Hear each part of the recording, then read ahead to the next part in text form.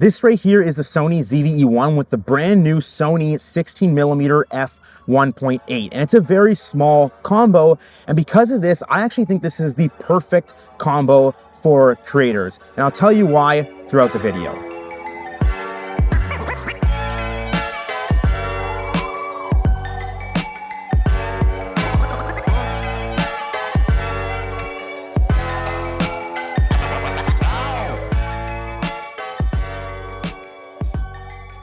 Recently, I've been testing out the Sony ZV-E1 and their brand new 16mm f1.8. This camera, combined with this lens, is the choice for anyone wanting to get a camera to vlog or just create content with ease. Now, the ZV-E1 has been out for a while now, so you're probably familiar with it. For those that aren't, it's a small, compact, full frame camera, has the same full frame sensor as the professional FX3 Cine camera, and it was made with those vloggers and creators in mind. However, up until now, there haven't really been any super wide angle lenses that complement the size of this camera. So when I saw Sony release this 16mm 1.8 and how small it was, I knew that I had to get my hands on it with this camera to try it out for myself. If you watched last week's video, I actually sold my FX30, and this is a camera that I've thought about getting many times. Now, quick disclaimer, this video is not sponsored by Sony. I wish it was. They aren't paying me to make this video. I asked if they can send me this kit, and they sent it on loan for me to test out. No obligation to make any content or talk about it. This video, however, does have a sponsor, and that's ARTLIST, but more about them later on. The highlight of this kit is the new 16 1.8. There are not too many wide angle full frame lenses out there with a fast aperture like 1.8 that are this small. For the longest time, I've been using this Sigma 16 to 28mm f2.8, which has been great. It's obviously a little bit bigger, but it's more versatile. However, it does have an aperture of 2.8. This is 1.8. We'll talk about this lens a little bit later on. Its fast aperture of 1.8 allows you to get that really nice separation and blurry background behind your subject, but also allow more light in when shooting at night. This lens has its own aperture ring that you can lock but also declick, a manual focus switch, and a custom button. It is compatible with Sony's focus breathing compensation and the zoom rocker for digital zoom. It's extremely light, coming in at 300 grams, and it fits in the palm of my hand. It doesn't have a round or bulbous front element that you usually see in wide angle lenses, which means you can use filters in the front, and it has a short minimum focusing distance of just under 6 inches.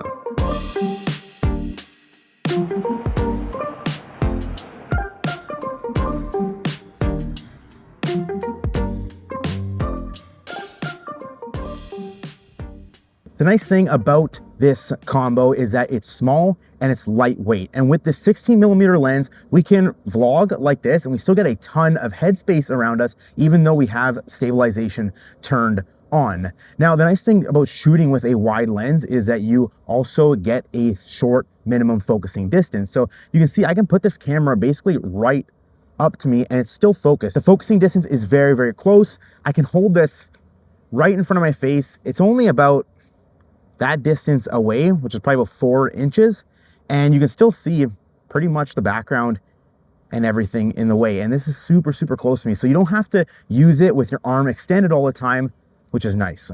Having a small setup like this also allows you to get really creative with your shots. Because this setup only weighs about 1.5 pounds, you can throw this camera on a magic arm and mount it just about anywhere for unique angles. The only camera and lens combo that I can think is similar to this, the ZV-E1 and the 16mm in terms of size, is this.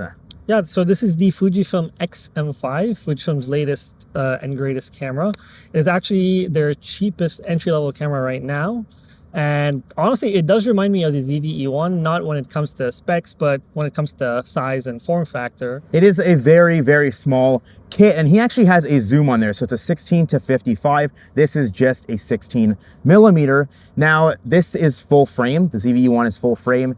The XM5 is APS-C. The ZV-E1 is also much more expensive than the XM5, but they both have something very similar, and that's the microphone. So this has an omnidirectional pickup microphone that you can actually adjust in the settings to record in front of you or behind you or all the way around. The ZV-E1 has something similar. You can adjust the direction where the microphone picks up. We'll get to testing out the microphone in a bit, but what makes the ZV-E1 perfect for creators is its creator-specific features. Okay, so one of the really cool things that the ZV model of cameras can do is something called framing stabilizer. So what it does is it kind of crops into the frame a little bit. So now it'll track me within the frame, trying to keep me centered, and it doesn't do that through using like a gimbal or anything. It just crops into the frame and then shifts the frame position around to allow it to track you. Now, obviously, if I go out of the way, it can't go anymore because it's not rotating. It's just staying within that frame. Another super cool creator feature is something called Product Showcase. So it's right here. If you just click the trash button on the camera, most of the time when we're creating videos, if I want to showcase a product, I need to kind of cover my face for it to lock focus onto the item so it stops tracking me. But because this camera was made for those creators, those vloggers in mind, I can just hold the product anywhere and it shifts the focus from my face to the product.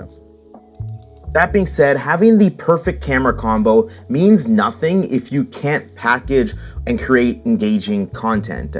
I talk about ARTLIST a lot on this channel because I use their website for music, templates, plugins, footage, voiceovers, sound effects, basically everything I need for my videos. Used to go to their website. If you edit in Premiere Pro, you can now access ARTLIST library directly inside Premiere Pro, making the process even easier. You can listen to songs and sync them with your timeline to see if they're a good fit for your video. Regret buying the FX30, but once you found the right one, it's as simple as dragging it onto your timeline. No more downloading and importing just to find out it's not the right fit. The same thing goes for sound effects, voiceovers, and more.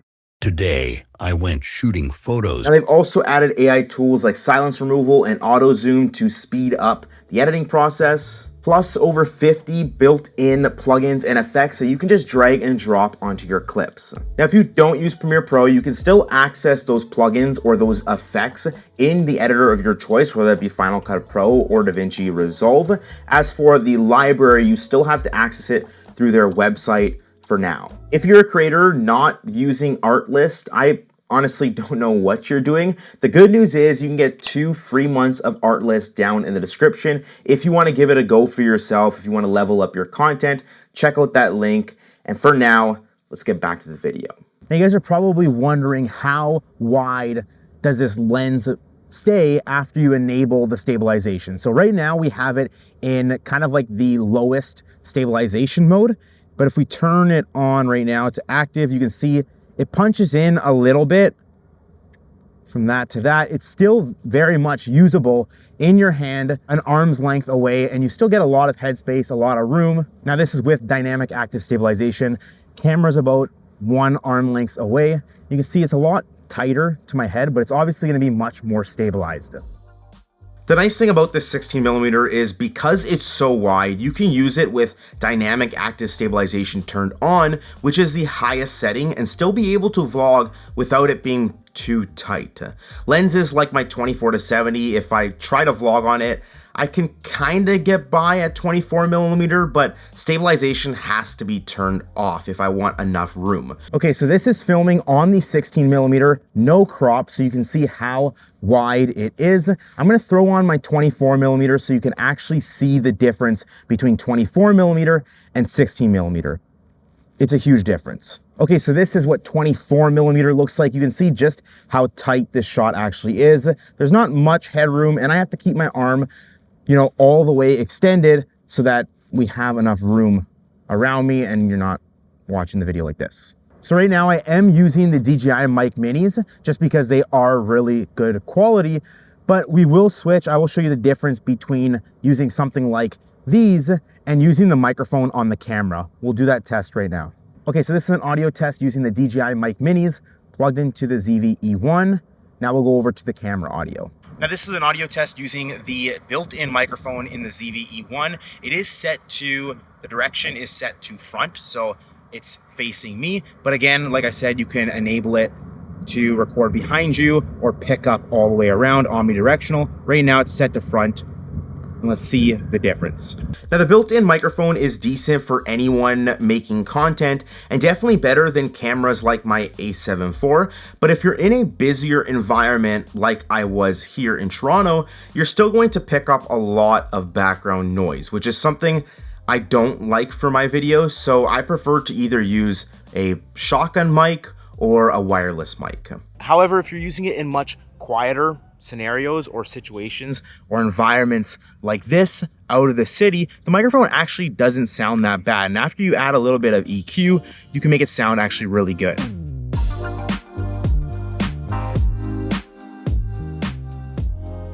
Now in terms of video, the ZV-E1 can do 4K up to 120 frames per second or 240 frames per second in HD.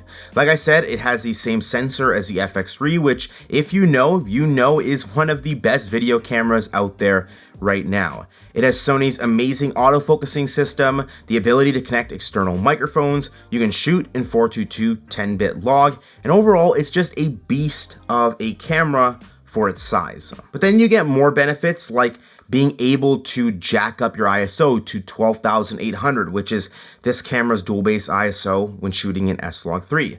This ability plus the fast aperture on this lens means that you can record at night and still get really good looking and clean footage. The only big downside for me is this. It's single SD card slot. I've had cards break in the past, and not having a backup is a little bit terrifying.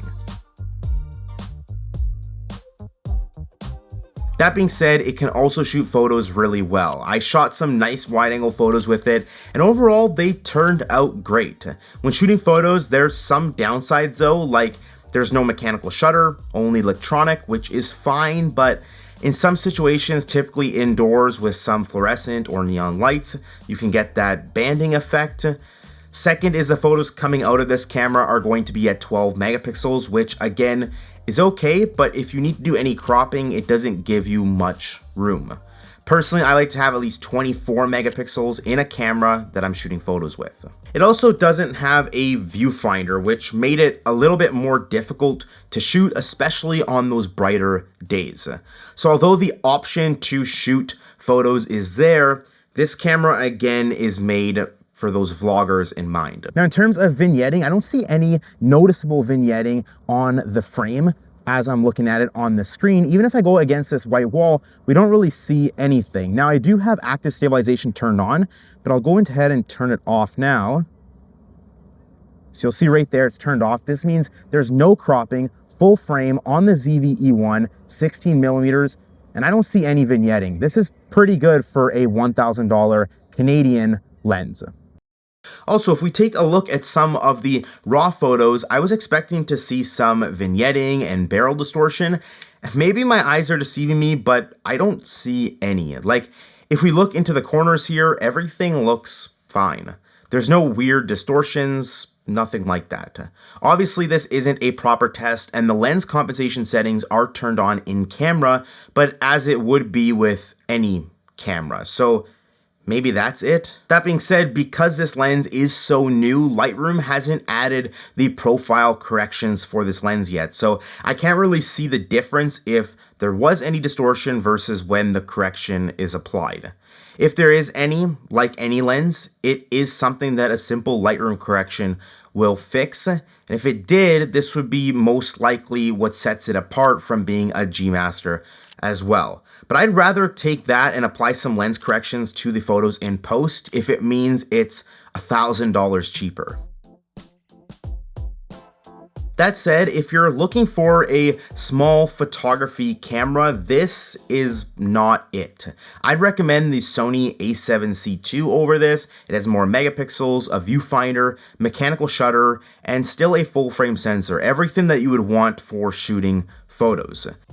If you're looking for the best all-in-one small creator camera package to level up the quality of your videos with the option to shoot photos, this is definitely it. It does come in at roughly $2,800 to $2,900 US dollars for the entire kit, so maybe not something for everyone, but it's no different than getting any other full frame camera setup. If you went with the FX3, same sensor, you're looking at roughly $4,700 US dollars. If you're just looking for a nice wide angle vlogging and photo lens, again, you can't beat 16mm. The wide field of view just looks great, and being able to use stabilization, crop in, and still have enough headroom and background in your frame is amazing. And on top of that, you have the fast aperture of 1.8, you get more background blur and better low light capabilities.